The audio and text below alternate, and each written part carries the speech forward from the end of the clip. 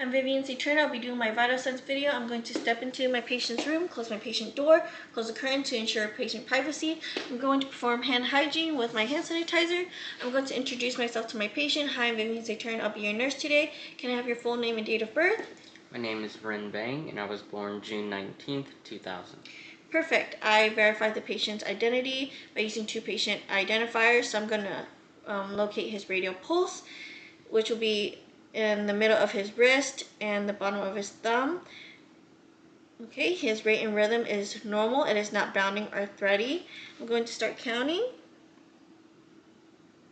now.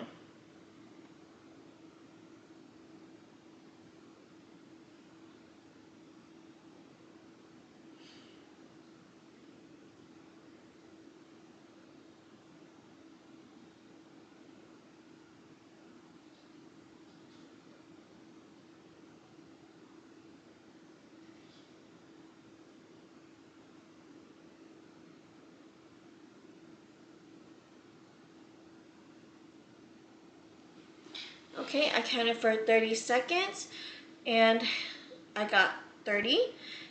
If I multiply that by 2, it'd be 60. And the average pulse rate range is 60 to 100 beats per minute, and he falls within that range, 60 beats per minute. Now, if it was below 60, it'd be bradycardic. If it was over 100, he'd be tachycardic. Now, if his rate and rhythm was irregular, I would have counted for a whole minute. I'm going to go to the next assessment.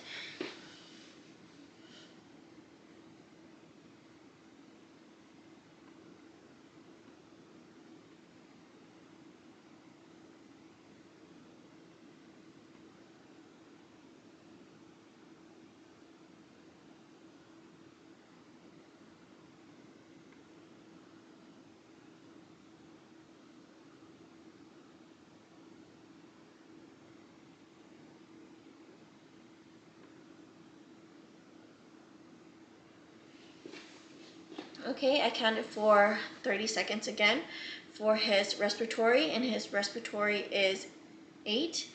I multiply that by 2, it's 16 breaths per minute. Now his respiratory range for his age group is 12 to 20 breaths per minute, and he falls within that range. If it was below 12, it'd be bradypnea. If it was over 20, it'd be tachypnea. Now, if it was irregular, I would have counted for a whole minute. I'm going to go to the next assessment, which is his depth. Can you please sit up, breathe in, breathe out. Okay, he has equal tidal rise and fall, which means that it is normal.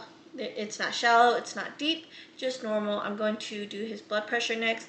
Sir, do you know your blood pressure range? No. Okay, it's we're going to go with the standard. It's 120/80. I'm going to add 30 milliliters of mercury to it. And I'm going to find his brachial artery. Yes, okay, great.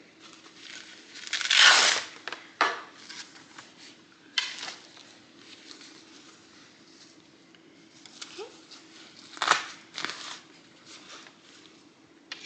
So I'm going to ensure that the cuff is 1 inch above the inner elbow. I'm also going to ensure that my stethoscope does not touch the cuff.